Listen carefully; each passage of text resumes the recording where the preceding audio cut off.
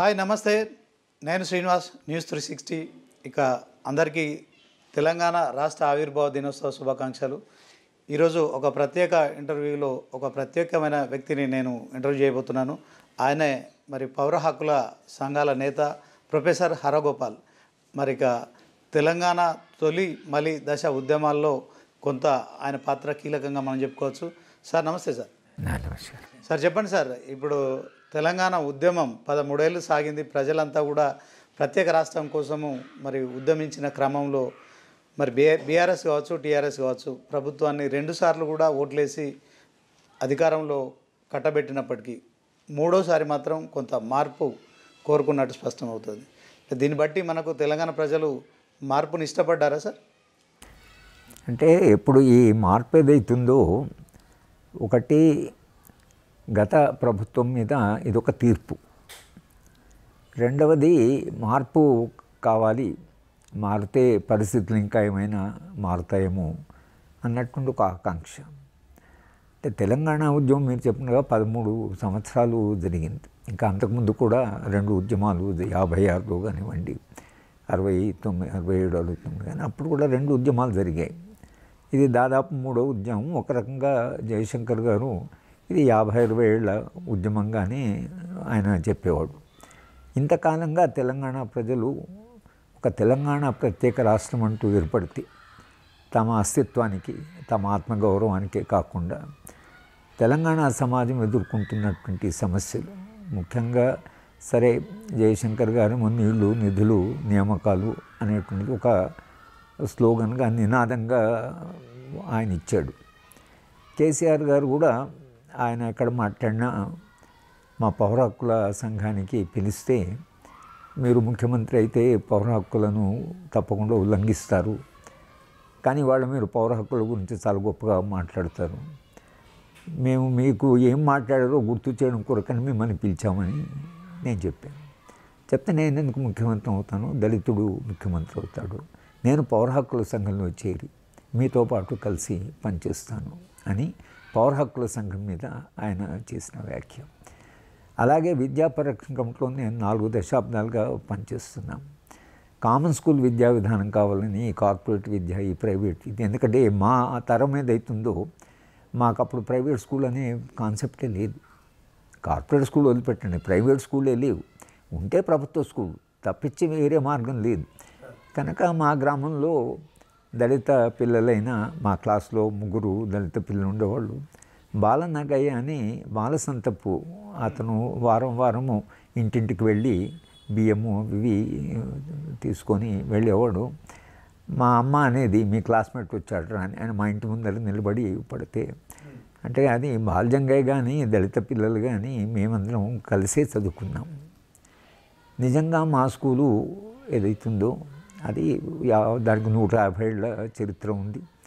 అప్పుడు చెప్పిన చదువు కూడా అందరికీ చదువు వచ్చిందని కాదు, కానీ అవకాశం ఉంది కాబట్టి దళిత పిల్లలు 1950లోనే స్కూల్ విద్యకు వచ్చినటువంటి సందర్భం అది.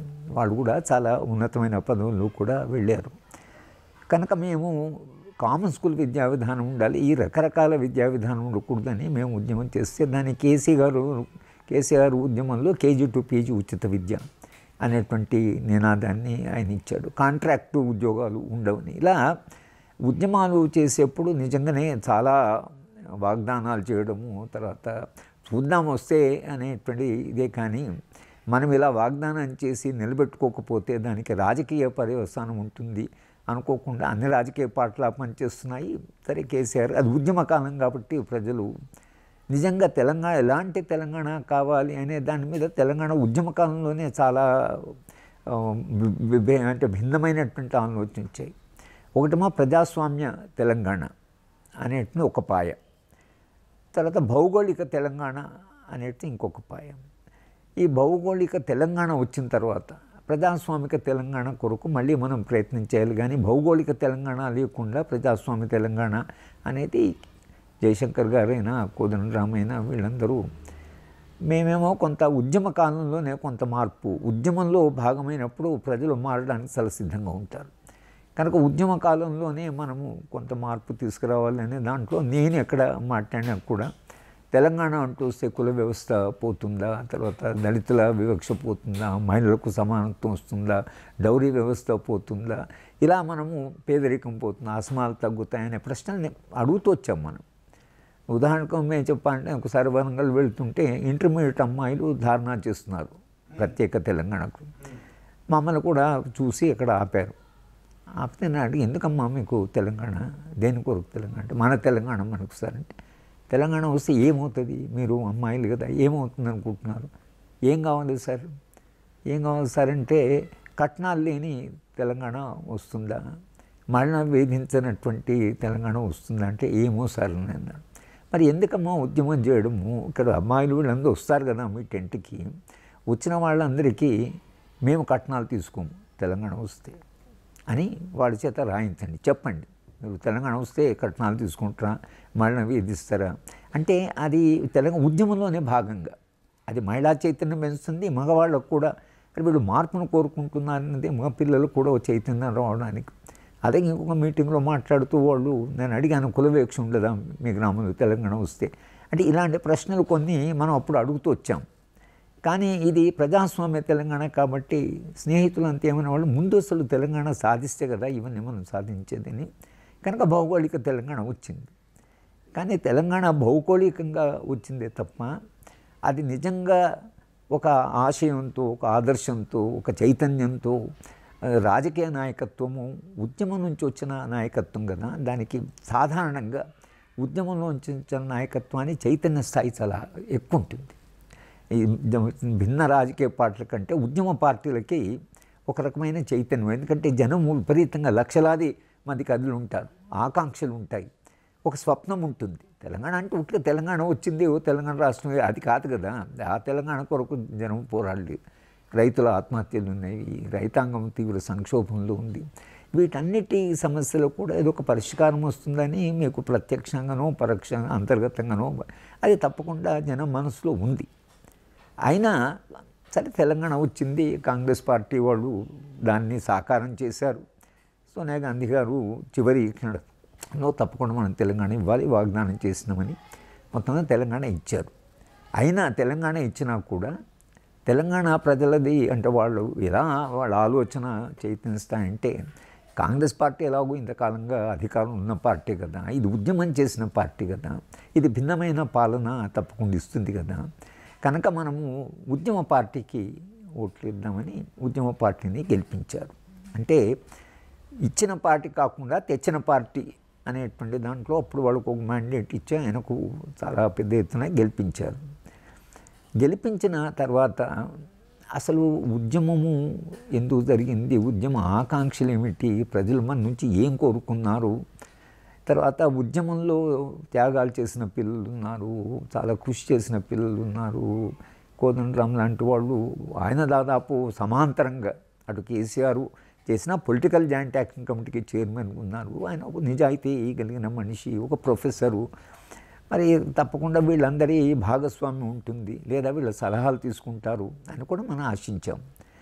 కానీ పాలన ప్రారంభము కావడంతోనే మరి కేసీఆర్ గారు రాజకీయ పరిణతి ఏమిటో మనకు అర్థం కాదు. కానీ అసలు పౌర హక్కుల విషయం కానివ్వండి, లేదా రైతుల సమస్య విషయంలో కానివ్వండి, అన్ని విషయాల్లో ఒక సమగ్రమైన చర్చ చేసి ఒక విధాన నిర్ణయం చేసి ఎలాంటి తెలంగాణ కావాలి.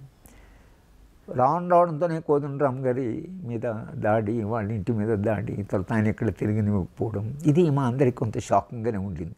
ఇదేంట్రా ఇంత పోరాటం చేసి ఇంత త్యాగాలు చేసి తెలంగాణ వస్తే, తెలంగాణకు ఒక కీలకమైన పాత్ర నిర్వహించిన వ్యక్తికి ఒక కీలకమైన పాత్ర తెలంగాణ పునర్నిర్మాణంలో ఉంటుంది అనుకుంటే ఆయన ఇంటి మీదనే దాడి చేశారు అనేటువంటి ఒకటి తప్పకుండా మా అందరూ కూడా చాలా కొంత అప్సెట్టింగ్గా ఉండింది. అది ఇదేమిటి ఇట్లా జరుగుతున్నదని. అయితే ఎవరో కేసీఆర్ గారికి చాలా సన్నిహితుడైన వ్యక్తి, నాకు కూడా స్నేహితుడు, ఆయన ఒకసారి వచ్చి నన్ను అడిగాడు, మరి కోదండరాం గారిని ఏం పాత్ర ఇవ్వమంటారు అని అడిగాడు. అంటే నేనేమన్నా అంటే, ఆయనకు మీరేం క్యాబినెట్లో అవన్నీ ఇవ్వాల్సిన అవసరం లేదు, కానీ మర్రి చెన్నారెడ్డి ఇన్స్టిట్యూట్లో తెలంగాణ పునర్నిర్మాణ ప్రాజెక్టు ఒకటి చేసి ఆయనకు ఆ బాధ్యత ఇచ్చి, తెలంగాణలో ఉండే మొత్తము అడ్మినిస్ట్రేషన్లో పనిచేసేటువంటి మొత్తం యంత్రాంగాన్ని, ఒక ఒక 3-4 లక్షల మంది ఉంటారు. వాళ్ళని, అలాగే యువతని, అలాగే రైతులని అంతా, అంటే భిన్న సెక్షన్స్కి, అలాగే రాజకీయ నాయకుల్ని, ఎమ్మెల్యేలని, సర్పంచ్ అందరినీ పిలిచి ఎటువంటి తెలంగాణ అనే స్వప్నం ఏదైతుందో అది అందరికీ చెప్పి కింది నుంచి ఒక ఒత్తిడి పెంచితే ప్రజలను కూడా మనం ఆ చైతన్యాన్ని స్థాయిని పెంచితే అప్పుడు పాలకులు ఎలాంటి వాళ్ళైనా విపరీతమైన ఒత్తిడి ఉంటుంది. అట్లా ఆ పాత్ర ఆయనకి ఇస్తే ఆయనకు నిజాయితీ ఉంది. తర్వాత తెలంగాణ కొరకు పోరాటం చేసినవాడు, పౌరాకుల ఉద్యమంలో పనిచేసినవాడు. ఆయనైతే ఆ పని నిర్వహించడానికి నైతికంగా కూడా ఆయనకు అది ఉంటుందనే ఒక సలహా ఆయనది. మనం చెప్పాడో లేదో తెలియదు. ఆయన కేసీఆర్ గారు ఎవరి మాట వినేటువంటి స్థితిలో లేకుండా పోయింది. అంటే సార్ ఇప్పుడు వాస్తవానికి పౌర హక్కుల సంఘాల నేతలే రాష్ట్రంలో అధికారంలో ఉంటారు, ముఖ్యమంత్రి వాళ్ళే అవుతారని చెప్పిన కేసీఆర్ ఆ తర్వాత అంటే ప్రజలు పట్టం కట్టడంతో టీఆర్ఎస్ పార్టీకి తర్వాత మిమ్మల్ని ఇంకా ఎప్పుడు ఈ విషయం మీద చర్చ జరగలేదు సార్? అంటే జరిగింది. ఒకసారి 2 సార్లు కలిశాను నేను. అంటే 2014 తర్వాత ఉద్యమ కాలంలో నేను ఎన్నడూ ఆయన కలవలేదు. అంటే సరే ఆయన ఒక రాజకీయ ఇది నడుపుతున్నాడు, మేము పౌర హక్కుల ఉద్యమం ఉన్నాను. సరే ఆయన ఉద్యమం ఆయన నడుపుకొని మనమేమి ఇప్పుడు ఆయన కలిసి కలవాలని ఆయనకు ఉన్నదని ఒకరిద్దరు మిత్రులు చెప్పినా ఆయన ఉద్యమం నిర్మాణం చేస్తుండే చేయనివ్వండి, మనం వెళ్ళి ఇప్పుడు మనము చెప్పడం ఏంటనేది. మేము ఇలాంటి ప్రశ్నలు అడుగుతూ తర్వాత ఉద్యమాలకు ఎక్కడైనా పెద్ద పెద్ద మీటింగ్లు జరిగినప్పుడు కూడా మనకి ఎలాంటి తెలంగాణ అనేటువంటిది మేము మాట్లాడుతూ వచ్చాం. కానీ 2014 తర్వాత 2 సార్లు కలిశాను నేను. ఆయన కొత్తగా ముఖ్యమంత్రి అయ్యాడు, ఉద్యమం నుంచి వచ్చాడు. సరే తప్పకుండా కొన్ని సలహాలని కొంత కాకుండా కొంత అమలు చేస్తాడు అనేటువంటి ఒక విశ్వాసం. అంటే ఉద్యమంలో మీరు ఎప్పుడు కలవలేదు సార్ కేసీఆర్? ఉద్యమంలో నేను కలవలేదు. ఉద్యమంలో ఇప్పుడు నేను కలలేదు. కానీ ఉద్యమం అయిన తర్వాత ఆయన ముఖ్యమంత్రి అయిన తర్వాత కలిశాను. మొదటిసారి కలిసినప్పుడు నేను ఏమి చేద్దామని అడిగాడు. అడిగితే నేను చెప్పంటే తక్షణమే మీరు చేయవలసినవి 2 పనులు సార్. ఒకటేమో రైతాంగము తీవ్ర సంక్షోభంలో ఉంది, ఆత్మహత్యలు చాలా జరిగాయి కనుక ఒక అగ్రికల్చర్ కమిషన్ వేయండి, సమగ్రంగా వ్యవసాయ రంగాన్ని పరిశీలించడానికి. అది సిహెచ్ హనుమంతరావు గారు, ఆయన తెలంగాణ వాడు, తెలంగాణ ఉద్యమంలో పాల్గొన్నాడు పరోక్షంగానైనా. మేము పిలిచిన 1-2 మీటింగ్ మాకు మహబూబ్నగర్ జిల్లాకు వచ్చాడు. ఆయన ప్లానింగ్ కమిషన్ మెంబరు, ఆయన అగ్రికల్చర్ ఎకానమిస్టు, ఆయన ఎక్కడో బయట పిహెచ్డీ చేసి వచ్చినవాడు, తెలంగాణ ఆర్మ్ స్ట్రగల్లో పార్టిసిపేట్ చేసినవాడు, సాయుధ పోరాటంలో పార్టిసిపేట్ చేసినవాడు. తెలంగాణ పట్ల ఆయనకు అభిమానం కనుక ఆయనను మీరు అగ్రికల్చర్ కమిషన్ వేస్తే రైతాంగ సమస్యలు పరిష్కరించడం ఏం చేయాలి అని ఒక సమగ్రమైన విధానం తప్పకుండా ఆయన సలహా ఇచ్చేవాడు. అలాగే హైదరాబాద్ చుట్టూ భూములు ఏవైతున్నాయో ఒక 20 కిలోమీటర్స్ రేడియస్లో ప్రభుత్వ భూమి, ఇది సర్ఫే ఖాస్ అని నిజాం హైదరాబాద్ చుట్టూ భూమి అంతా ప్రభుత్వ భూమి కింద డిక్లేర్ చేశాడు. కనుక హైదరాబాద్ నగరానికి ఉన్నంత భూమి బహుశా దేశంలో ఏ పట్టణానికి లేదు, అంత భూమి చుట్టూ ఉండేది. ఆ భూమి ఏదైతుందో చాలా ఉమ్మడి ఆంధ్ర రాష్ట్రంలో చాలా దాన్ని ఆక్రమించడము అట్లా జరిగింది. దానికి తప్పుడు ఏవో డాక్యుమెంట్ తేవడము, ఎక్కడ పడితే అక్కడ భూమికి వెళ్ళడము, పెద్ద పెద్ద ఇవి కట్టడాలు కట్టడం, ఇది మాకు ఇల్లీగల్. చట్ట వ్యతిరేకంగా చాలా భూమిని, ప్రభుత్వ భూమిని ఆక్రమించుకున్నారు. కనుక చాలా చెరువులు కొంటివన్నీ రక్షించాలి, ఎందుకంటే నీళ్లు హైదరాబాద్ కావాలి. కనుక మీరు ఒక హైదరాబాద్ మీద భూమిది ఒక ల్యాండ్ కమిషన్ వేయండి, వేసి మొత్తంగా ప్రభుత్వ భూమి ఏమిటో తేల్చి లీగల్గా ఇల్లీగల్గా ఏం జరిగిందని చెప్తే జస్టిస్ సుదర్శన్ రెడ్డి గారు, ఆయన సుప్రీంకోర్టులో ఉన్నాడు, తెలంగాణ వాడు, తెలంగాణ పట్ల అభిమానం వాడు కనుక ఆయనతో ఒక కమిషన్ వేయండి అని చెప్పాను. ఆయన 2 చేయలేదు. అప్పుడు ఏమన్నారు సార్? చెప్పినప్పుడు ఏమి చూద్దామన్నాడు. కానీ అప్పుడేమి దాన్ని దాంట్లో విభేదించవలసిన అవసరం ఉంది. కమిషన్ వేయమంటున్నాం మనం. ఏమి కమిషన్ వేస్తే కమిషన్ ఒక సమగ్రమైన రిపోర్ట్ ఇస్తే ఆ రిపోర్ట్ ఆధారంగా మీరు విధానాలు చేయండి అని మనం చెప్పింది. మనమేది రాడికల్ ఇవన్నీ పనులు చేయండి చెప్పలేదు. కమిషన్ వేయండి, వేస్తే వాళ్ళు కమిషన్ రికమెండేషన్ మీద మీరు చేయండి అని మనం చెప్పింది. అవి ఇప్పటి వరకు కాలేదు. ఆయనకు అది అంటే ఎందుకు ఆయనలో ఇప్పుడు ఇట్లా సలహాలు ఇది మొదటిసారి కలిసినప్పుడు సార్? ఇది నేను మూడుసారి.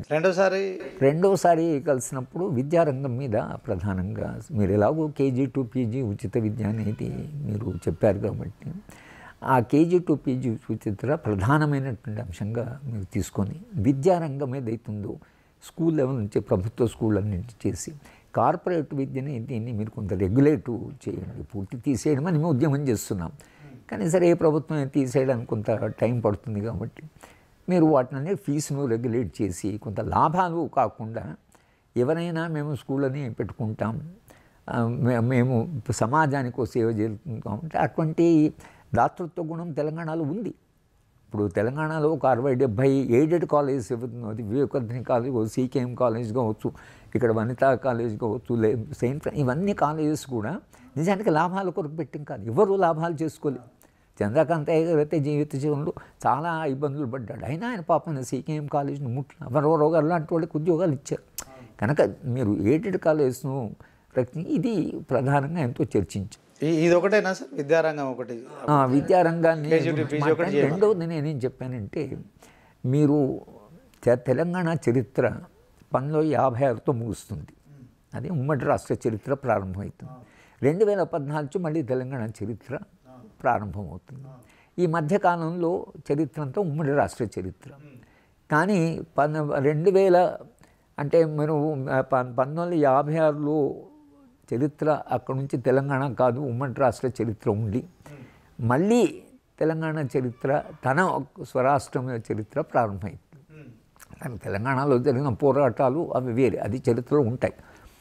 కనుక మీరు మంచి పాలన ఇస్తే మీ క్యాబినెట్, మీరు తర్వాత తెలంగాణ ప్రజల పట్ల మీకు ఉద్యమం నుంచి వచ్చారు కాబట్టి మీరు ఒక మంచి పాలన ఇస్తే చరిత్రలో మీకు స్థానం ఉంటుంది అని చెప్పాను. స్థానం ఉంటుంది చరిత్రలో నిలిచి. మీ మొదటి క్యాబినెట్ ఆ తెలంగాణ వచ్చిన తర్వాత ఏం చేసింది అని చరిత్రకారుడు అడుగుతాడు. అడిగి చాలా మంచి పాలన ఇచ్చారు, నిజాయితీ కలిగిన పాలన ఇచ్చారు, ప్రజలను ప్రేమించే పాలన ఇచ్చారు అని చరిత్ర రాస్తుంది. కనుక మీరు ఆ చారిత్రక దృష్టిని పెట్టుకొని ఒక సెన్స్ ఆఫ్ హిస్టరీ పెట్టుకొని మీరు పాలిస్తే చరిత్రలో మీకు స్థానం ఉంటుంది సార్ అని కూడా చెప్పాను. విన్నాడు. కానీ మాట్లాడుతూ ఆయన ఒక మాట ఏమన్నంటే మీరు గడాఫీ ఆత్మకథ చదివారా అని అడిగాడు. వాడి ఆత్మకథ మీరేం చదివారండి, అసలు వాడితో ఉంటే నీ అంత మీరు ఉద్యమం వచ్చిన వాళ్ళు ఎందుకు చదివారని కూడా అన్నాను నేను. అంటే మీరు ఒకసారి చదవండి అని అన్నాడు ఆయన. సో అంటే ఆయన ఆలోచన విధానంలో ఎక్కడో ఇప్పుడు ఎన్టీఆర్ లాగా పాలించాలి అంటే ఓకే ముఖ్యమంత్రి ఏది చెప్తే అది జరగాలి.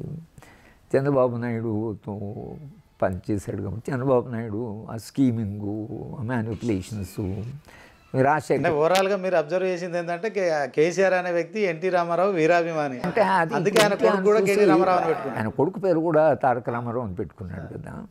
కనుక ఎన్టీఆర్ను అభిమానించిన వ్యక్తి, మనందరం కూడా ఆయన యాక్టర్గా అభిమానించిన వ్యక్తి. కనుక ఎన్టీఆర్ ఏది చెప్తే జరగాలి, ఆయన మాటే ఆర్డర్ అనేది కదా ఎన్టీ రామారావుకు. ఆయన యాక్టరు, కానీ ఎన్టీ రామారావుకు జయప్రకాష్ నారాయణ లాంటి వాడు ఆయన సెక్రటరీ ఉండి, జేపీ ఎంతగానో నిజాయితీ కలిగిన వ్యక్తి కాబట్టి ఆయన కొంత కరెక్ట్ చేస్తూ కొంత. అలాగే ఆయనతో పనిచేసినటువంటి చక్రపాణి గారు ఐఏఎస్ ఆఫీసరు, ఆయన జాయింట్ సెక్రటరీ అయినా కొన్ని విషయాలు ఎన్టీఆర్తో విభేదించి ఒకసారి ఆయన అక్కడ పెట్టేసి సరే ఇది నేను మీతో అంగీకరించను, సరే ఇది చాలా పొరపాటు నిర్ణయం అని చెప్పి ఆయన బయటకు వచ్చేసాట. మర్నాడు బ్రేక్ఫాస్ట్కి రండి నేను పిలిచి బ్రేక్ఫాస్ట్ చేయంటే అప్పటికే ఇంకా చక్రపాణి గారు తన రిసెంట్మెంటు, అంటే మీరు చెప్పింది ఇది కరెక్ట్ కాదని చెప్తే మనము మనుషుల మీద అలగాలి కానీ మనము ఆహారం మీద అలగకూడదు, మీరు ముందు తినండి అంటే ఎన్టీఆర్లో ఈ కోణం కూడా ఉంది. కేసీఆర్ విషయానికి వచ్చేవరకు అంటే ఆయనకి ఎవరిని నమ్మాడో, ఎవరి మీద ఆధారపడ్డాడో, ఎవరిని గౌరవించాడో, ఎవరి మాట విన్నాడో మనకైతే అర్థం కావట్లేదు. మరి బ్యూరోక్రాట్సు, ఐఏఎస్ ఆఫీసర్సు, శంకరం గారు లాంటి వాళ్ళు చీఫ్ మినిస్టర్స్ డిఫర్ అయ్యి, శంకరం గారు కలెక్టర్గా ఉన్నప్పుడు రెవెన్యూ మినిస్టర్ తిమ్మారెడ్డి భూమిని పంచాడు, సర్ప్లస్ ల్యాండ్ అని. శుక్రవారం సాయంత్రం పంచాడు, స్టే కూడా తేకుండా. అది మండే వరకు వాళ్ళు కన్ఫర్మ్ అయిపోయింది, వాళ్ళు ల్యాండ్ పై చేసుకున్నారు. తిమ్మారెడ్డి ఏం చేయలేకపోయాడు. ఆ రెవెన్యూ మినిస్టర్ చెప్తున్నాను, ఆయన డైరెక్ట్గా కలెక్టర్ రెవెన్యూ కింద ఉంటాడు. కానీ అప్పుడు తిమ్మారెడ్డి లాంటి వాడు శంకరం గారిని గౌరవించారు. అన్నట అంటే ఏం చేయొద్దు సార్, ఆయన చాలా పేరుంది జిల్లాలో, మీరు ఆయన ముట్టారంటే మీకు నెక్స్ట్ ఎన్నికలో చాలా సమస్య అవుతుంది, ఏం చేయాలని సలహాదారు చెప్తే తిమ్మారెడ్డి లాంటి వాడు కూడా వెనక్కిపోయాడు. ఇది బ్యూరోక్రసీలో ఒక స్థాయి. ఇవాళ బ్యూరోక్రసీ పరిస్థితి ఏంటంటే పోవడము, పొగడము, అబ్బా ఏం చెప్పారు సార్ అనడము. సరే ఇది చట్ట ప్రకారము కష్టం సార్, ఇది మన నిర్ణయం తీసుకోవద్దు, దీని ఫలితాలు ఉంటాయి, ఇది తీసుకుంటే మనకు ఇప్పుడు కాళేశ్వరం లాంటి ప్రాజెక్ట్ ఉందనుకోండి, మొత్తంగా ఇంజనీర్స్ మీద ఆధారపడితే ఇంజనీర్ చెప్పపోతే వాడు తప్పవుతుంది. చెప్పాలి అసలు మీరు ఈ ప్రాజెక్ట్ కడితే దీని వైబిలిటీ ఏమిటి, దీనికి అసలు దాని ఫౌండేషన్స్ ఏమిటి, తర్వాత ఆ నీళ్లు ఎక్కడ పోతాయి, దానికంతా ఒక కాంప్రహెన్సివ్ స్కీమ్ ఉండి మీరు చేయాలి. కానీ తొందరగా ఇది కాళేశ్వరం ఇలా కట్టాలంటే ఇంజనీర్స్ కూడా ఇది ఇలా చేస్తే మేము అసలు అంగీకరించమని కాకుండా చాలా గొప్ప ఐడియా చేస్తారని అనేటువంటి, అంటే ఇది సమాజంలో ఒక కేసీఆర్నే బ్లేమ్ చేయడం కాదు, చుట్టూ ఉండే మనుషులు, బ్యూరోక్రసీ, ఎక్స్పర్ట్సు, ఇంజనీర్సు, సలహాదారులు, పార్టీ, ఇంతమంది కూడా ఒకే ఒక వ్యక్తి ఏది చెప్తే ఏది జరగాలి అంటే ఎన్టీఆర్కు ఉండేటువంటిది ఏంటంటే కొంత అమాయకత్వం కూడా ఉంది ఎన్టీఆర్. ఎన్టీఆర్ కాలంలో ఇక పౌర హక్కుల ఉల్లంఘన అయితే విపరీతంగా జరిగింది. బాలగోపాలను ఎత్తుపోవడము, మా పౌర హక్కుల వాళ్ళని చంపడం, అది అప్పటి నుంచే రామనాథన్ గారిని ఎన్టీఆర్ ముఖ్యమంత్రి అయిన తర్వాత నుంచి చంపారు. ఆ విషయంలో నేను ఎన్టీఆర్ గురించి చెప్పడం లేదు, ఆయన ఏదైనా మీరు చేసుకోండి అనేటువంటిది ఆయన చెప్పాడు. కానీ కొన్ని విషయాలైనా మనం వెళ్ళి చెప్తే, మేము నిజంగా పౌర హక్కుల వాళ్ళని కలవాలంటే నేను కనబిరం గారు బాలగోపాల్ ఆయన కలిస్తే ఆయన బ్రేక్ఫాస్ట్కి రమ్మన్నాడు, దగ్గరుండి వడ్డించాడు. తర్వాత నేను చేయి కట్టుకుంటే ట్రావెల్ పట్టుకొని అక్కడ నిలబడ్డాడు. ఎందుకు సార్ మీరు ట్రావెల్ అంటే మీలాంటి వాళ్ళని గౌరవించబోతే ఏమైనా ఇది ఎన్టీఆర్కు ఈ కోణం ఉంది, రూట్లెస్నెస్, పోలీసుకు విపరీతంగా అధికారాలు చేసిన కోణం ఉంది. కేసీఆర్ గారికి ఎవరిని గౌరవించాడు, ఎవరి మాట ఆయన వింటాడు, మేమైతే వెతకడం మొదలుపెట్టాం. ఏదైనా మాట నాకు అర్థమైంది ఒకటే సార్, మీరు ఫస్ట్ టైం కలిసినప్పుడు ఆయన సీఎం అయినప్పుడు మీరు రైతాంగం కోసం ఆలోచించమని చెప్పారు. సో 60 ఏళ్ళుగా కూడా తెలంగాణ రాష్ట్ర వ్యాప్తంగా చెరువులు మరమ్మతులు చేయకుండా కూడుకుపోయి ఉన్నాయి. సో మిషన్ కాకతీయ పేరు మీద రైతులకు మేలు జరిగే విధంగా ఆ మిషన్ కాకతీయ పేరు మీద ఆ చెరువులను పునరుద్ధరణ కార్యక్రమం చేశారు.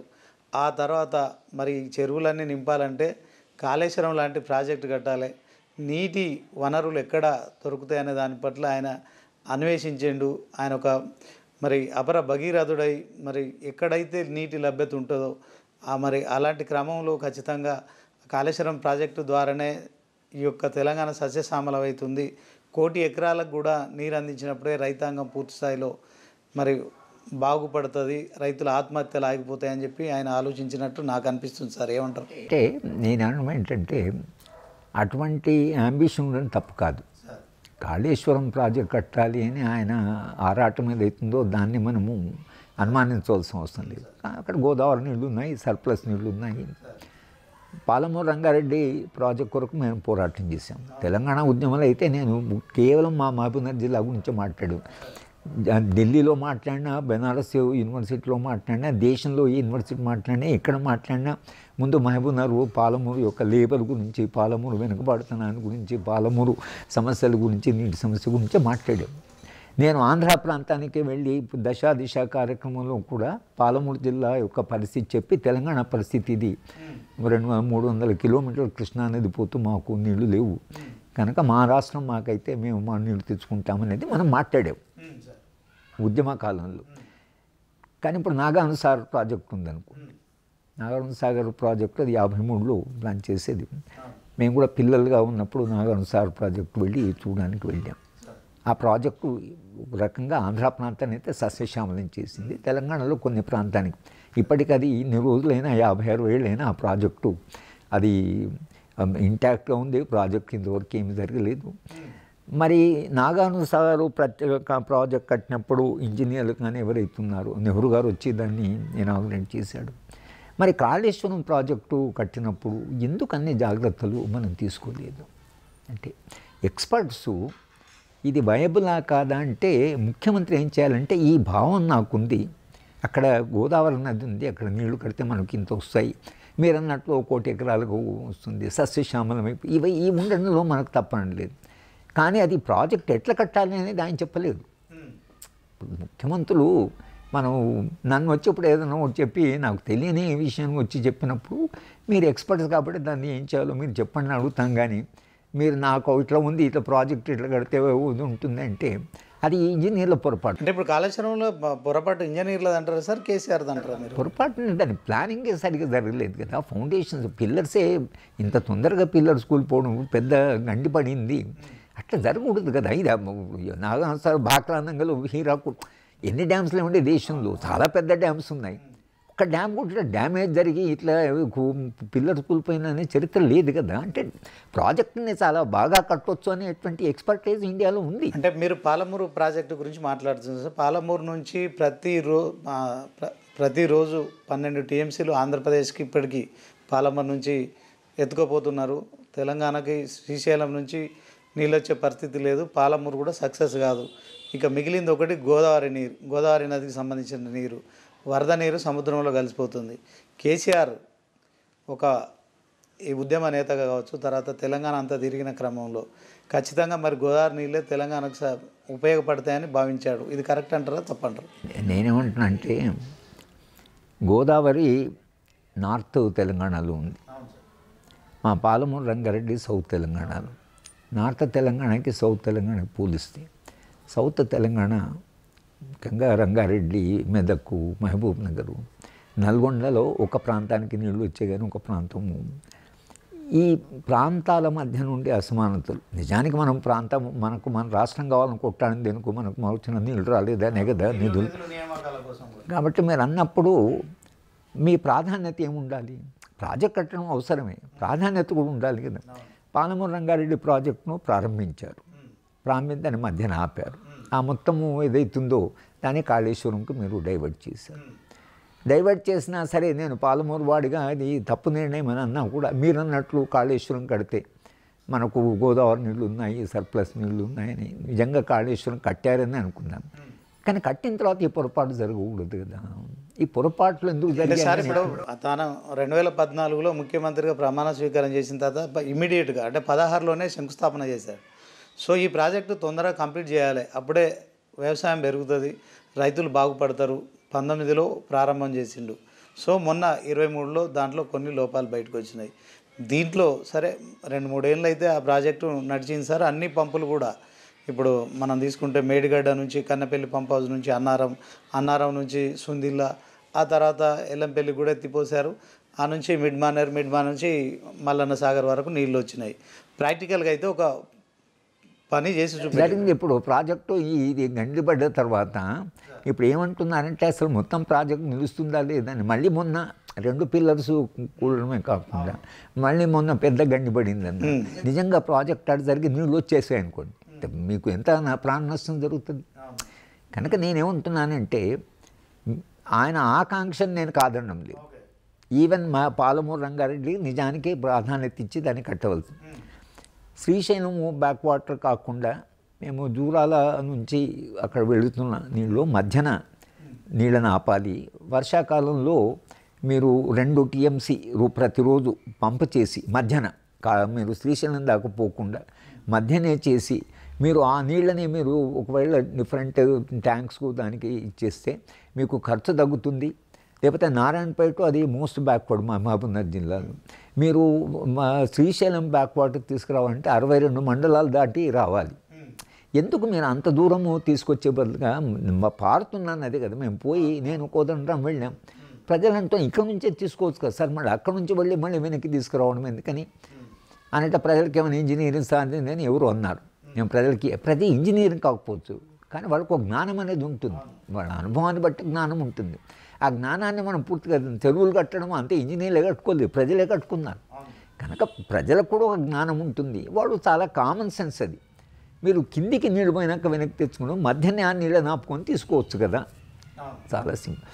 దాన్ని చేయాల్సింది ఏదంటే సైంటిఫికల్గా ఇంజనీర్లతో కూర్చొని ప్రాజెక్టు ఎలా కట్టాలనే దాని పట్ల అతను చర్చించాల్సి ఉండే. మరి ఎందుకనో ఎవరిని కూడా ఆయన తానే మొత్తం మెదడు కరిగించేసి అక్కడ చర్చ ఏం జరిగిందో మనకు తెలియదు. మరి ఇంజనీర్లు చెప్పారు, దానికి చెప్తే సరే దీంట్లో ప్రాబ్లం ఉంటుందంటే ఉంటేనేవ్వండి. అసలు మీరు అంటే ఇప్పుడు కాళేశ్వరం ప్రాజెక్ట్ అనేది పనికిరాదంటారా సార్?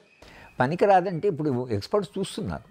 ఇప్పుడు దానికి ఎంక్వైరీ జరుగుతుంది కదా, ఎంక్వైరీ కమిటీ రిపోర్టు ఏమొస్తుందో మనందరం ఎదురు చూస్తున్నాం. ఎక్స్పర్ట్స్ దీన్ని కొంత రిపేర్ చేసి ఒక భాగాన్ని మళ్ళీ దాన్ని పునర్నిర్మాణం చేస్తే నేనైతే వ్యక్తిగతంగా చాలా సంతోషపడతాను. సరే, ఓ ప్రాజెక్ట్ కట్టారు, ఎక్స్పర్ట్స్ కూడా ఆ ప్రాజెక్టు వైబుల్గా ఉంటుంది. ఈ కేవలం డ్యామేజ్ జరిగిన ప్రాంతం కానీ మొత్తం ప్రాజెక్టే లోపభూయిష్టం అంటే మాత్రము అది తెలంగాణ విషాదమే. మన ఇంత మీరు ఏదైతే అక్కడ కడితే ఇన్ని ప్రాంతాలకు నీళ్ళు వస్తున్నాయి అనేది మీరు ఏదైతే అన్నారో అది నిజమే. కానీ ప్రాజెక్టే కదా నిలిచే ప్రాజెక్ట్ కాదని అన్నారు అనుకోండి. కొన్ని అట్లా రష్యాలో దేశంలో కొన్ని మొత్తం ప్రాజెక్టులు కట్టవలసి వచ్చింది. అక్కడ కనుక మీరు మొత్తం ప్రాజెక్టులు కొడితే మనలాంటి వాళ్ళం ఏంటంటే నీళ్ళు వస్తాయని అనుకొని ఆశపడితే ఓ ప్రాజెక్ట్ కట్టి ఇన్ని ప్రాంతాలు నీళ్ళు వస్తున్నాయి, కొన్ని లక్షల ఎకరాలకు నీళ్ళు వస్తున్నాయని ఆనందం కంటే కూడా ఒక విషయం సార్, ఇప్పుడు నేను కూడా ఈ 2014 నుంచి సీరియల్గా నేను కూడా అబ్జర్వ్ చేస్తున్నాను. మరి కేసీఆర్ అదృష్టమో వాతావరణం అనుకూలించిందో వర్షాలు పడ్డాయో లేదంటే కాళేశ్వరం మొత్తానికి ఎక్కడ చూసినా చెరువులు కానీ కుంటలు రిజర్వాయర్లు అన్నీ కూడా మరి నిండుకుండలాగా కనిపించినాయి. ఇప్పుడు మరి కాంగ్రెస్ ప్రభుత్వం మరొకసారి అధికారంలోకి వచ్చింది, జలాశయాలు ఎండిపోయినాయి, సిల్ట్ స్టేజ్కి వచ్చేసినాయి, తాగునీటి కష్టాలు మొదలైనాయి, కరెంటు కష్టాలు మొదలైనాయి. మరొకసారి బీఆర్ఎస్ ఆరోపిస్తుంది. అంటే ఇప్పుడు ప్రజలు పడుతున్న కష్టాలు ఓ ప్రభుత్వం 2-3 నెలలనే క్రియేట్ చేస్తుందా? సమస్యలు ఓ ప్రభుత్వం కొత్తగా అధికారులు వాళ్ళే సమస్యలు క్రియేట్ చేస్తారా? సమస్య చాలా కాలం నుంచే రావాలి కదా. కాంగ్రెస్ వస్తూనే భూమి అంత మారి ప్రకృతి అంతా మారి సడన్గా అట్లా కాదు కదా. ఇవాళ ఒకవేళ నీళ్ళు లేవనుకోండి, సరే కేసీఆర్ కాలంలో ఒకటి ఏంటంటే ప్రకృతి కూడా చాలా సహకరించింది, వర్షాలు బాగా పడ్డాయి. మీరు చెప్పిన మైనర్ ఇరిగేషన్ ఏదైతుందో దాని మీద తప్పకుండా ఆయన అది వాళ్ళు అక్కడ దాన్ని చేసింది లేదు, ఉన్న కుంటల్ని రిపేర్ చేయడం. ఆ చెరువులు ప్రజలు కాళేశ్వరం ప్రాజెక్టును రిపేర్ చేస్తే బీఆర్ఎస్కు కేసీఆర్కు ఇది ఇమేజ్ పెరుగుతుంది, కాంగ్రెస్ ప్రభుత్వం ఇట్లా ఆలోచిస్తుంది, అందుకే కాళేశ్వరంలో చిన్న చిన్న మైనర్ రిపేర్లు చేయట్లేదు, పంపింగ్ చేసినట్టయితే సకాలంలో ఈ వాటర్ను పంపింగ్ చేసిన క్రమంలో ఖచ్చితంగా రైతుల పొలాలు ఎండిపోకుండా ఉండేవి. మరొకసారి కూడా ఇప్పుడు కాంగ్రెస్ వాళ్ళు ఈ లోపం జరిగింది కాంగ్రెస్ వాళ్ళు అనడం లేదు, ప్రజలన్నీ అంటున్నారు, మనం ఫిజికల్ చూస్తున్నాం. కనుక ఏదో కాంగ్రెస్ ఓ కాన్స్పిరసీ కింద కేసీఆర్ను బదనాం చేయడానికి చేసింది కాదు. కానీ నేనేమంటున్నానంటే ఇప్పుడు ఎక్స్పర్ట్ కమిటీ ఏదైతుందో కాంగ్రెస్ చేసింది ఏం చేశారు, వాళ్ళు విమర్శించారు, ఒక కమిటీని వేశారు, ఇంజనీర్ ఎక్స్పర్ట్స్ని వేశారు, చూడమన్నారు. చూసి దీన్ని ఏం చేయాలో మీరు చెప్పండి, దాని ప్రకారం మేము పోతామన్నారు. కానీ ఇవాళ ఒకళ్ళ సమస్యలు వచ్చి ఇప్పుడు మైనర్ ఇరిగేషన్లో ఏమైంది, చెరువులు కుంటల్ని పునరుద్ధరించారు, అది ప్రజల జ్ఞానంతో వచ్చింది. అది ఆ కుంటల్ని మనం వీళ్ళు కాస్త దాంట్లో పడ్డటువంటి చెత్తను అంతా తీసేసి దాని కొంత డ్యామ్ దానికి ఉండేటువంటి దాన్ని రిపేర్ చేశారు. అట్లా మీరు చెప్పిన వర్షాలు కూడా బాగా పడ్డప్పుడు చెరువులో నీళ్ళు వచ్చాయి, కొంత గ్రౌండ్ వాటర్ లెవెల్ పెరిగింది.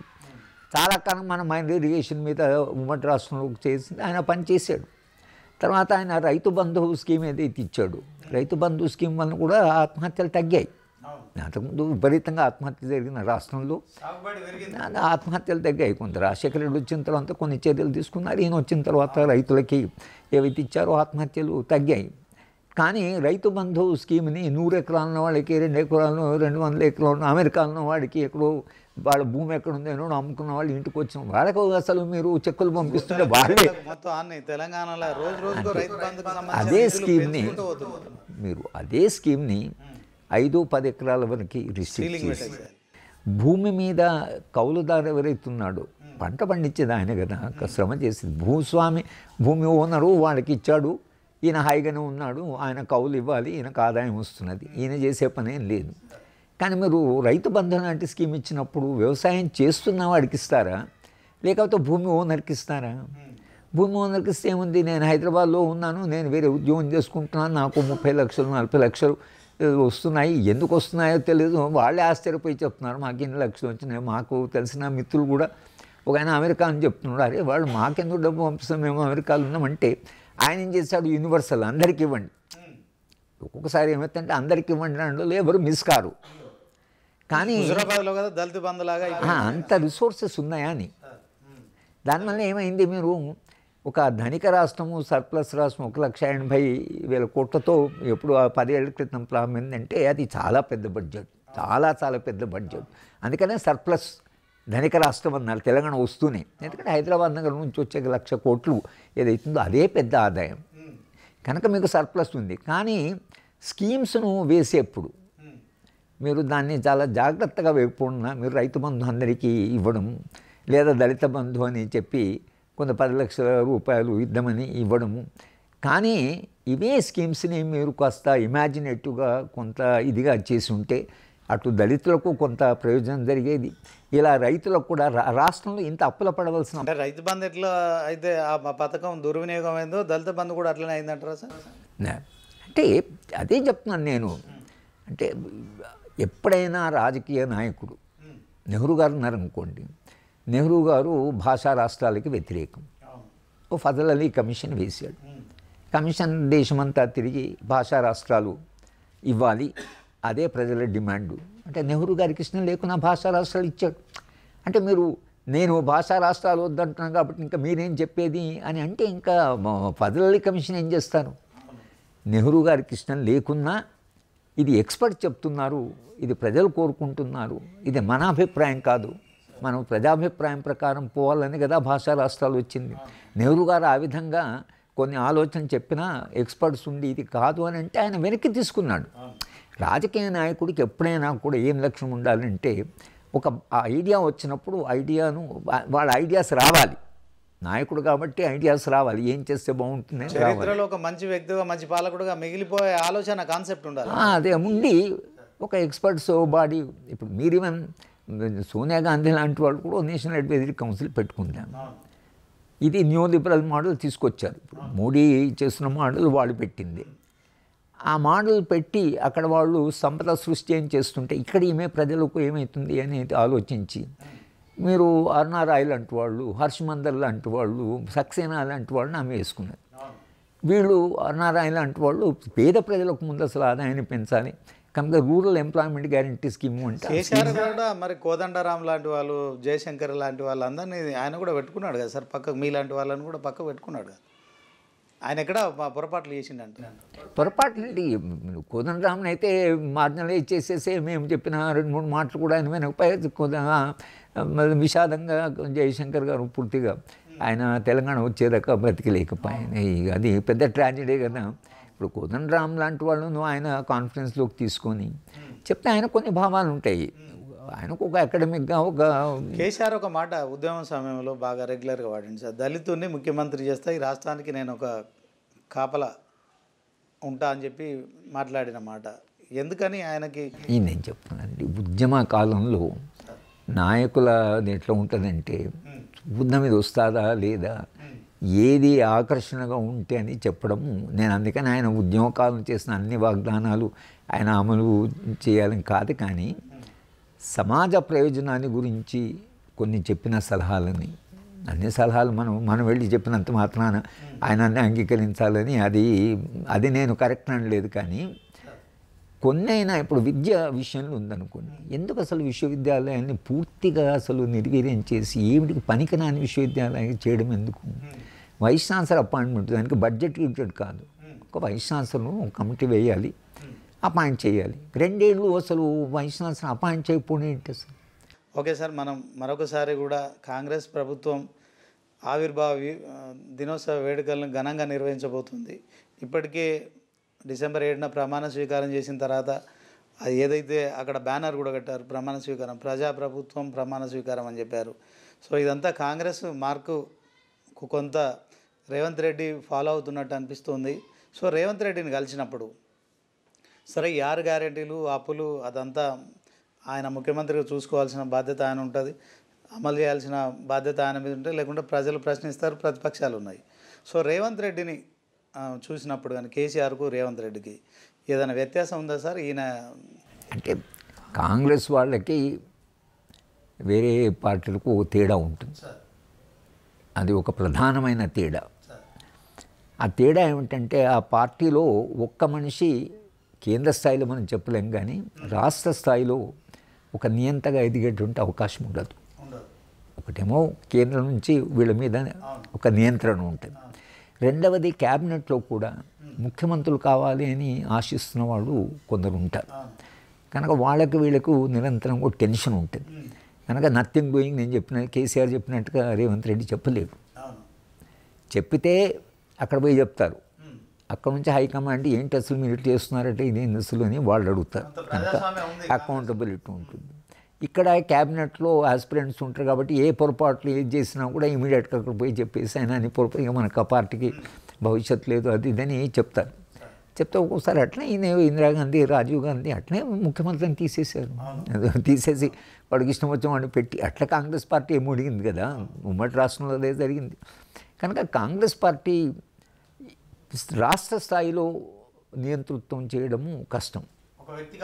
ఒక వ్యక్తి కేంద్రంగా జరగడం నేను చెప్పినంత జరగాలని కాదు. ఆయన క్యాబినెట్ కలిసి రేవంత్ రెడ్డి ముఖ్యమంత్రి అయిన తర్వాత ప్రగతి భవన్ దగ్గర కంచె దిగించడం కావచ్చు, తర్వాత దానికి పేరు మార్చడం కావచ్చు, ఇవన్నీ కార్యక్రమాలు చేస్తుంటే రేవంత్ రెడ్డి కొంత ప్రజలకు ఏదైతే మరి ప్రజాపాలన చెప్పుకుంటూ ప్రజలకు దగ్గరయ్యే కార్యక్రమం చేస్తారు. ఇదంతా ఎన్నికల అంటే అంటారా నిజంగా ఆయన మనసులో మీరు కలిసినప్పుడు ఎట్లా అనిపించింది? అంటే ఎప్పుడైనా ఒక పార్టీ ఓడిపోయి ఒక ముఖ్యమంత్రి అధికారం పోయిన తర్వాత ఎందుకు అధికారం పోయింది అని ఒక చర్చ జరుగుతుంది. ఆ వచ్చేవాడు ఎవరైతున్నారో అబ్బో ఈ పొరపాటు మనం చేస్తే మనము ఇక ఆయన గతే కనుక ఒక అథారిటేరియన్ ఒరిజిన్ నుంచి వచ్చిన వాళ్ళు అథారిటీని ఉండడానికి రాదు. కనుక ఇప్పుడు గోరేటి వెంకన్న కౌన్సిల్లో నా గురించి మాట్లాడి మా ప్రభుత్వం ఇప్పుడు ఈ పొరపాటు జరిగింది, సార్ మీద కేసు పెట్టారు, మీ ప్రభుత్వం ఇలాంటి పొరపాటు చేయకండి అని చెప్పాడు. అంటే అక్కడ జరిగిన పొరపాటును తమ పార్టీ వాడైనా వెంకన్నకు మేము ఉంటుండే గౌరవం అనుకుంటే సరే ఆయన అద్భుతమైన గాయకుడు, ఆయన లేచి కౌన్సిల్లో మేము చేసిన పొరపాట్లు మీరు చేయకండి అని చెప్పడం అంటే అర్థం ఏంటంటే మా నుంచి మీరు పాఠాలు నేర్చుకోండి. కనుక తప్పకుండా రేవంత్ రెడ్డి అయినా కాంగ్రెస్ పార్టీ అయినా గతంలో జరిగిన పొరపాటు జరగకుండా అది కరెక్ట్ చేస్తారు కాబట్టి ఆ ప్రభుత్వానికి ఇది డిఫరెంట్గా ఉండాలని అనుకుంటారు. అందుకనే తప్పకుండా ఒక రకమైనటువంటి మార్పు అంటే ఒక డెమోక్రటిక్ స్పేస్, ఒక మీటింగ్లు పెట్టుకోవడము, ఇందిరా పార్కు లాంటిది వీటి మీద బ్యాన్ పెట్టడం అటువంటివి కొంతకాలమైనా జరగవు. ఇక వీళ్ళు కన్సాలిడేట్ అయ్యి ఇక మనకు దోఖా లేదు తప్పకుండా మనం గెలుస్తామంటే మనం చెప్పలేము. ఇక పవర్ అనే దాని క్యారెక్టరు. కానీ ఇప్పటికైతే లేదా రేపైనా కేంద్రంలో ఒక నియంతృత్వ ధోరణి వచ్చేట్లు ఉందని రాష్ట్రాల్లో ముఖ్యమంత్రులు అది రీజనల్ పార్టీకి సాధ్యం, ఎన్టీఆర్ సాధ్యము, తర్వాత కేసీఆర్, కానీ కాంగ్రెస్ పార్టీకి జాతీయ పార్టీ కనుక అవకాశం లేదు. ఒకేసారి ఇప్పుడు రేవంత్ రెడ్డి ఒకవైపు అప్పులు మరోవైపు హామీలు, వీటన్నిటినీ మీరే అన్నారు ఇందాక 6 లక్షల కోట్ల అప్పులు అన్నారు. ఇవన్నీ సమన్వయం చేసుకుంటూ ప్రజలతోని అంటే ప్రజాపాలన చేస్తా అని చెప్తున్నాడు. ఓకే, పాలించడం చాలా ముఖ్యం, కానీ లోటు బడ్జెట్, ఈ అప్పులు హామీలు సమన్వయం చేసుకొని ముందుకు వెళ్ళగలుగుతారంటారా? ఇప్పుడు ఇక ఇది దేని మీద ఆధారపడి అంటే 4th జూన్ తర్వాత కేంద్రంలో ఎవరు ప్రభుత్వం వస్తారని. ఒకవేళ మోడీ బీజేపీ ప్రభుత్వం వస్తే ఈ ప్రభుత్వంకు ఇన్నాళ్ళు ప్రతిపక్షాలు అప్పుడు అంటే కేంద్ర ప్రభుత్వంలో కాంగ్రెస్ ఇండియా అలయన్స్ వచ్చిందనుకోండి, అప్పుడు వెసులుబాటు వీళ్ళకి ఎక్కువ ఉంటుంది, వాళ్ళు ఇచ్చే సహాయం కానీ ఆ విషయంలో. కానీ అక్కడ మోడీ ప్రభుత్వం వస్తే ఇక్కడ టైటిన్ చేస్తారు వాళ్ళు. టైటిన్ చేసినప్పుడు ఈ ప్రభుత్వం ఎట్లా నిలబడుతుంది అంటే సరెండర్ అయిపోతాడంటారా రేవంత్ రెడ్డి? ఇప్పుడు ప్రతిపక్షాలు కూడా విమర్శలు చేస్తున్నాయి, రేవంత్ రెడ్డి రేపు పొద్దున బీజేపీలో కలుస్తాడు అని చెప్పి సరెండర్ అయ్యే అవకాశాలు ఉంటాయి. అట్లా అవకాశాలు ఉండవులే. అట్లా ఎందుకు బీజేపీ వాళ్ళు అట్లా చేర్చుకోరు? ఆర్ఎస్ఎస్ బడే బాయ్ అని పెద్దన్న అంటే ఇప్పుడు ఆ ప్రశ్న మేము అడిగాము ఆయన్ని. ఆయన ఏంటంటే 19-20 నుంచి నేను అపోజిషన్లో ఉన్నాను, వాడు అధికారం నుంచి 10 ఏళ్ళ నుంచి ఉన్నారు, నాకు ఒకవేళ పవర్ కావాలంటే నేను అప్పుడే పోయి పార్టీలో జాయిన్ అయితే నేను 10 ఏళ్ళు అయితే నేను జాయిన్ కాలేదు కదా, నేను అపోజిషన్లో ఉంటూ వచ్చాను కదా. కనుక ఇప్పుడు మీరు ఏదో పాత భావజాలం ఉందని మీరు ఇవాళ భావజాలం నాకు ఉందంటే నేను అపోజిషన్లో ఉండేవాడిని కదా, వాళ్ళతోనే ఉండేవాళ్ళు. రాష్ట్రంలో అప్పులు తీసుకొస్తే తప్ప సర్వైవ్ కాలేని పరిస్థితి ఉంది. ఓకే సార్, ఇప్పటికే రేవంత్ రెడ్డి గవర్నమెంట్ కూడా అంటే కష్టం. ఇంకా వాళ్ళకి గవర్నమెంట్ ఒకటి కేంద్ర ప్రభుత్వము తెలంగాణ హామీలు కూడా అట్లనే ఉన్నాయి కదా సార్. ఇప్పుడు ప్రతి మహిళకి 2500 పింఛన్ ఇస్తా అని చెప్పడం కావచ్చు, రైతులకు ఇస్తాన 2 లక్షల రుణమాఫీ కావచ్చు, ఇట్లాంటి పింఛన్ల విషయంలో కావచ్చు, రైతు భరోసా పేరుతో మరి ఇవన్నీ పెంచడం, ఇవన్నీ ఖచ్చితంగా రేపొద్దున కేంద్రం నుంచి కానీ తర్వాత ఈ అప్పుల కార్యక్రమం అనేది పూర్తి స్థాయిలో వీళ్ళకి అనుకున్న నేను అనుకోవడం ఏంటంటే ఇప్పుడు తెలంగాణ ప్రజలు ఏం జరుగుతుందని చూస్తున్నారు. వీళ్ళు స్పష్టంగా ఆర్థిక సమస్యలు, అందుకనే వైట్ పేపరు చేశారు. ఇది 6 లక్షల కోట్లకి మొన్న బడ్జెట్లో వీళ్ళు 27,000 కోట్లు దాని మీద వడ్డీ కట్టవలసి వచ్చింది. అంటే మీకున్న బడ్జెట్లో 30,000 కోట్లు మీకు అలా అప్పుల మీద అప్పు కట్టాలి. మళ్ళీ ఇది ఇంట్రెస్టే, క్యాపిటల్ అమౌంట్ కట్టాలి. ఆ బడ్జెట్ కన్స్టెంట్ వీళ్ళ మీద ఉంది. ఒకవేళ తెలంగాణ ప్రజలు దాన్ని సింపథెటిక్గా కొంత సానుభూతిగా నిజంగానే కూడా ఇచ్చిన హామీలు ఏవైతే 3 ఎకరాలు కావచ్చు, డబుల్ బెడ్రూమ్ అవి చేయకున్నా రెండోసారి గెలిపించారు కదా, అవన్నీ చేయకున్నా రెండోసారి గెలిపించారు. అందుకని వీళ్ళకు కూడా కొంత స్పేస్ ఇస్తారు, చెప్పే పద్ధతి బట్టి ఉంటుంది. కాంగ్రెస్ కార్యకర్తలు కానీ కాంగ్రెస్ ఎమ్మెల్యేలు కానీ ఖచ్చితంగా మేము అమలు చేస్తాము, అది అంటే అమలు చేస్తాము అని మాకు ఇంకా ఉంది.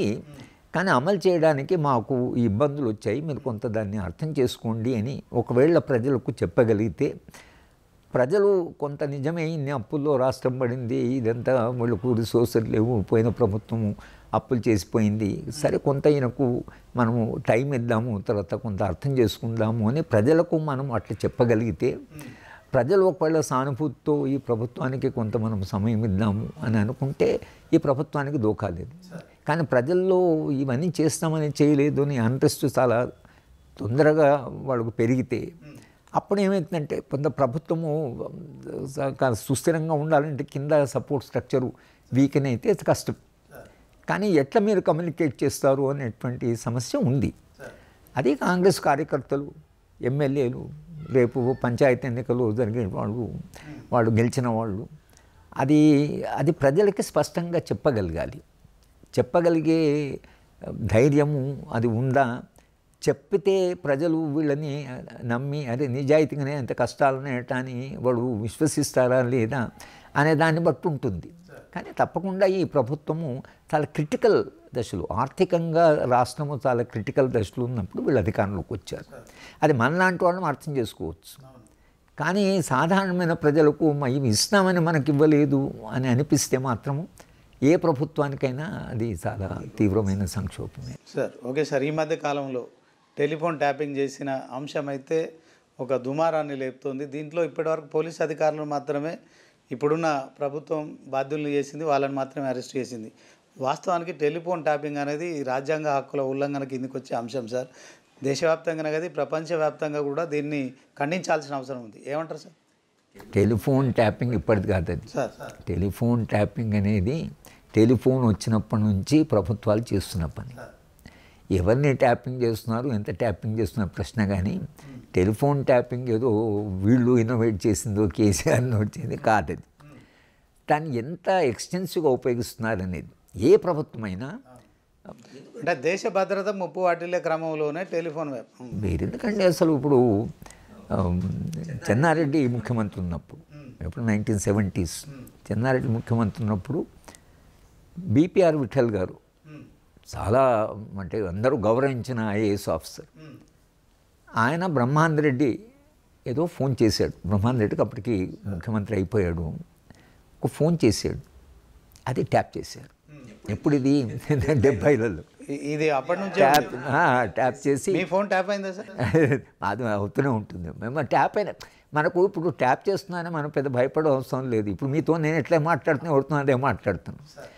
మేము ఏమనుకుంటున్నా అదే మాట్లాడుతున్నప్పుడు మన ట్యాపింగ్ చేసినా కూడా దానికి వచ్చే నష్టం ఏంటి? ఒకసారి ఇది మాట్లాడుతాం అనుకోవాల్సింది, కానీ దీంట్లో ఇది మాట్లాడిండు అని ఇది చేసిండు అని వాడు దాంట్లో మన ఏదైనప్పుడు నిజంగానే పెద్ద యాక్షన్లో ఉండి తర్వాత ఏదైనా పూర్తిగా అంటే ఇట్లాంటి కార్యక్రమాలు చేసినప్పుడు అంటే ప్రభుత్వంలో ఉండి పోలీస్ అధికారులతోని ఇట్లాంటి కార్యక్రమం ట్యాపింగ్ చేయడం అంటే మా లాంటి వాళ్ళకు ఇంకా అసలు ఒక అడ్వాంటేజ్ ఏమిటంటే ఈ ఐఏఎస్ ఆఫీసర్సు లేదా ఐపీఎస్ ఆఫీసర్స్ చాలామంది నా విద్యార్థులు ఉన్నారు.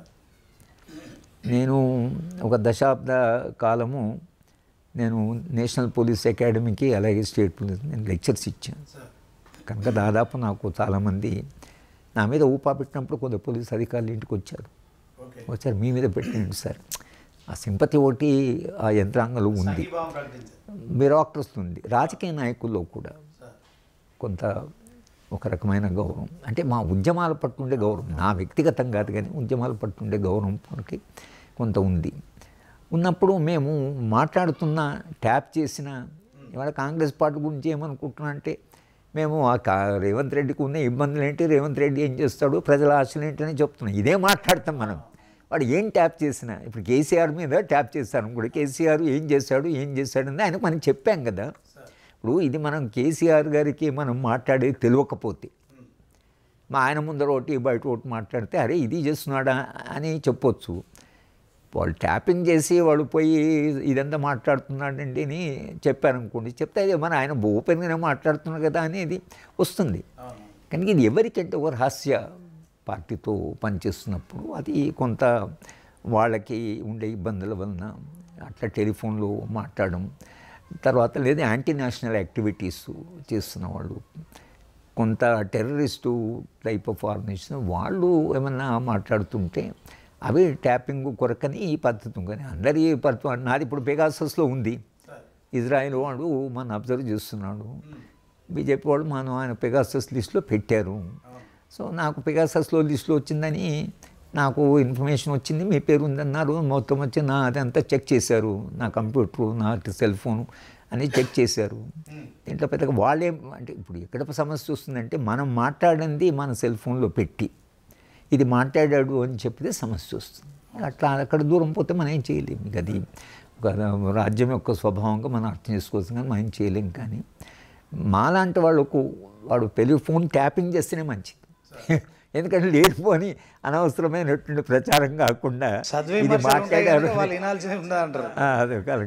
ఓకే సార్, ఫైనల్గా తెలంగాణ రాష్ట్రం కోసం తెలంగాణ ప్రజలంతా మరి టీఆర్ఎస్ పార్టీతో కలిసి మరి ఉద్యమించారు, కొట్లాడారు, తెచ్చుకున్నారు. 10 ఏళ్ళు ప్రభుత్వం కూడా మరి బీఆర్ఎస్ పార్టీకి అప్పగించారు. అయినప్పటికీ కాంగ్రెస్ ప్రభుత్వాన్ని మూడోసారి అధికారం కట్టబెట్టారు. ఈ నేపథ్యంలో మరొకసారి కూడా తెలంగాణ ఆవిర్భావ వేడుకలు కాంగ్రెస్ ప్రభుత్వం నిర్వహిస్తుంది. సో దీంట్లో మీరు ప్రభుత్వాన్ని కానీ ప్రజలకు ఏం చెప్తారు? ప్రజల ఆకాంక్షలు నెరవేరాయంటారా ఏమన్నా?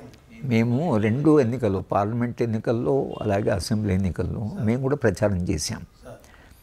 ప్రచారం చేసినప్పుడు మేము ప్రజలకు చెప్పింది ఏంటంటే ఏ పార్టీకి ఓటు వేయాలి అది మా సమస్య కాదు, కానీ ఎలాంటి రాజకీయాలకి ఓటు వేయాలి, ఎలాంటి రాజకీయాలను తిరస్కరించాలి అనేది చెప్పాము.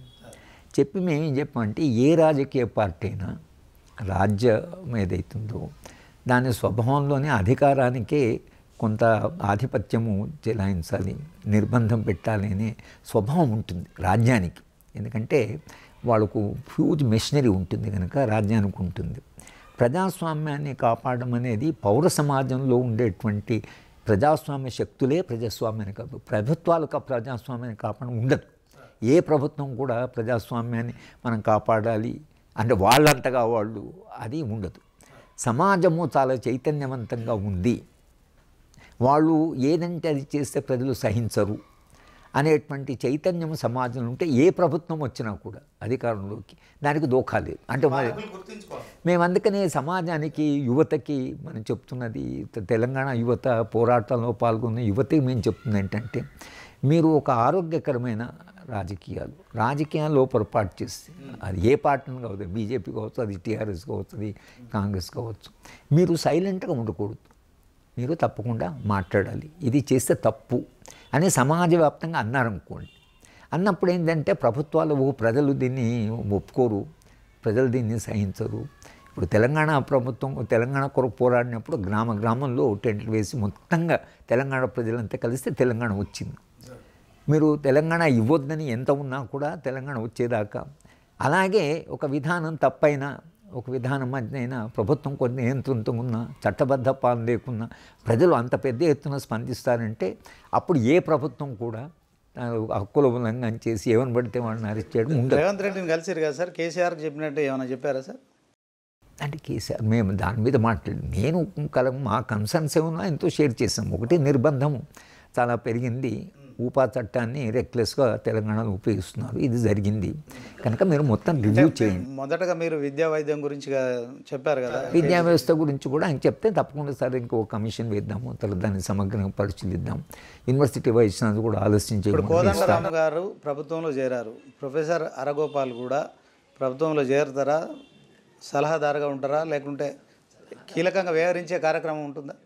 విద్యారంగం విషయంలో తప్పకుండా ప్రభుత్వానికి వాళ్ళు ఏమైనా చేస్తామంటే నాకు దాంట్లో ఆ విద్యారంగం నుంచి వచ్చిన వాళ్ళుగా సలహాలు ఇవ్వచ్చు. ప్రభుత్వం అడిగితే మనము ఫ్రాంక్గా మన అభిప్రాయంగా మనంతగా మనం వెళ్ళి ప్రతిదానికి వాళ్ళకి సలహాలు ఇచ్చి ఏదో ప్రభుత్వాన్ని ఇచ్చేద్దామని అట్లా కాకుండా మా అలాంటి వాళ్ళ పాత్ర, నేను నిర్ణయించుకున్న పాత్ర నా వరకు నిరంతరంగా ప్రజలని మనం ఎడ్యుకేట్ చేయాలి.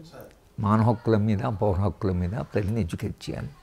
విద్యారంగంలో అందరికీ ఒక క్వాలిటీ ఎడ్యుకేషన్, నాణ్యమైన విద్య, ఉచితమైన విద్య, సమానమైన విద్య పిల్లలందరికీ కావాలి.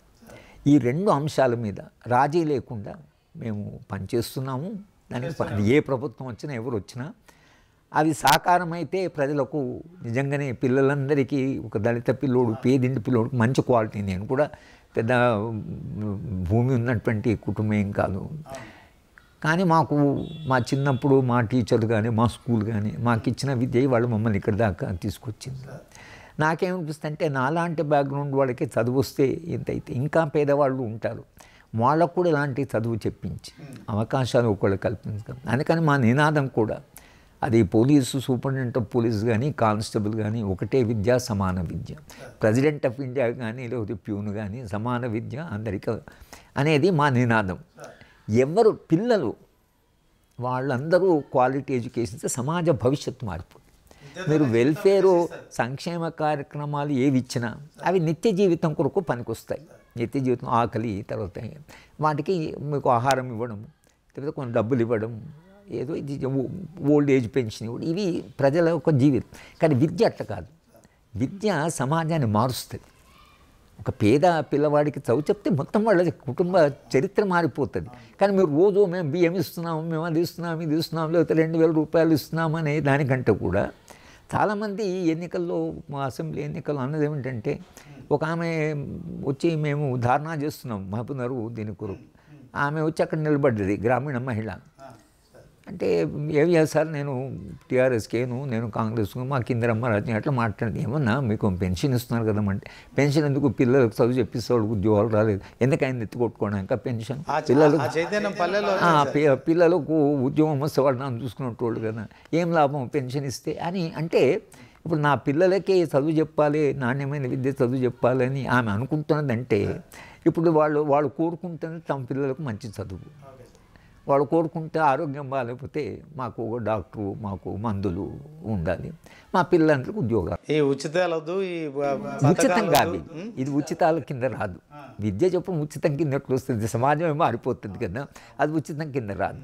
కనుక ఉచితాలంటే ఇవి ఇలాగే విద్యా వైద్యం మాత్రమే కంపల్సరీ. విద్య మీరు ఇచ్చి ఆరోగ్యం ఇవి కల్పించగలిగితే అందరికీ ఒకవేళ ఉద్యోగ భద్రత ఒక మోడల్లో చదువుకున్న వాళ్ళందరికీ కూడా కొంత పని నిండా వాళ్ళకు గౌరవమైనటువంటి వేతనం వస్తే మీరు ఈ స్కీమ్ ఏమి ఇవ్వాల్సిన అవసరం లేదు. అసలు ఈ మొత్తం స్కీమ్ తీసేయచ్చు. మీరు వాళ్ళకి విద్య ఇచ్చి ఉపాధి కల్పిస్తే ఇంకా మీరు వేరే చేయవలసిన అవసరం లేదు. అవి రెండు చేయకుండా మేము అది చేస్తాం ఇది చేస్తామంటే సమాజం మారదు, సమాజం కొనసాగడానికి పనికొస్తుంది. కానీ సామాజిక మార్పుకి విద్య చాలా క్రిటికల్ సాధనం కాబట్టి దానికి ఒకవేళ ప్రభుత్వాలు దానికి పనిచేస్తే తప్పకుండా మనం దాన్ని చేస్తాము. దాని కొరకని ఏ ప్రభుత్వము అది కాంగ్రెస్ టీఆర్ఎస్ అని కాకుండా తప్పకుండా దానికి ఉద్యమించడం అనేదే మా పాత్రగా ఉంటుంది. Thank you sir, thank you very much. So ఇది మరి తెలంగాణ రాష్ట్ర ఆవిర్భావ వేడుకల వేళ మరి ఇక మనం ప్రొఫెసర్ అరగోపాల్తో మాట్లాడడం, చాలా విషయాలు చెప్పారు. ఇక వాస్తవానికి సామాజిక మార్పు కావాలంటే విద్య అనేది ఉచితంగా ప్రభుత్వం అందించాల్సిన కనీస బాధ్యత. అలాగే సమాజం బాగుపడాలంటే కూడా వైద్యాన్ని కూడా ఉచితంగా అందించాలి. ఈ రెండు రంగాలను కూడా బాగుపరిస్తే ఖచ్చితంగా సమాజం బాగుపడుతుంది. అప్పుడే ప్రభుత్వాలు కూడా ఈ ఉచితాలు కావచ్చు, ఈ అప్పులు బారి నుంచి కూడా తప్పించుకునే అవకాశం ఉంటుంది.